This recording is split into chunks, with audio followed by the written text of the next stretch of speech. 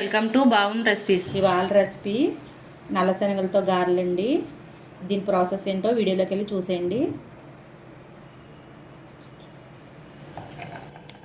ఇలా నల్ల శనగలను ఒక 6 గంటలు నానబెట్టుకోవాలండి. నానబెట్టుకున్న తర్వాత నీళ్ళన్నీ వంపేసుకోవాలి. నేనైతే నైట్ నానబెట్టానండి. మార్నింగ్ నీళ్ళన్నీ వంపేసిన తర్వాత ఒక 2 అవర్స్ పక్కన పెడితే ఇలా చిన్న మొలకలు వచ్చినవి. ముందుగా మిక్సీ జార్లో అల్లం, వెల్లుల్లిపాయ, లవంగాలు, దాల్చిన చెక్క వేసుకోవాలండి. 6 పచ్చిమిర్చి వేసుకోవాలండి. జీలకర్ర 1 స్పూన్ వేసుకోవాలి. ఇప్పుడు ఇందులో 1 కప్పు శనగలు వేసుకోవాలి. ఇవి బరకగా ఆడుకోవాలండి, మిక్సీ పట్టాలి బరకగా.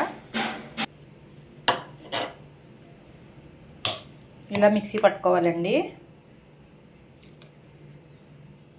ఇప్పుడు ఇదంతా ఒక బౌల్లో వేసుకోవాలి. ఇలా బౌల్లో వేసుకున్న తర్వాత మిగతా శనగలు కూడా మిక్సీ పట్టుకోవాలి.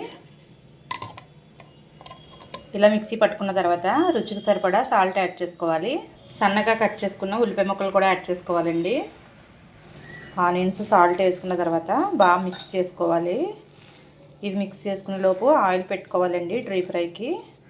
ఆయిల్ వేడైన తర్వాత మీకు నచ్చిన సైజులో వడల్లా ఒత్తుకుని వేసుకోవాలండి.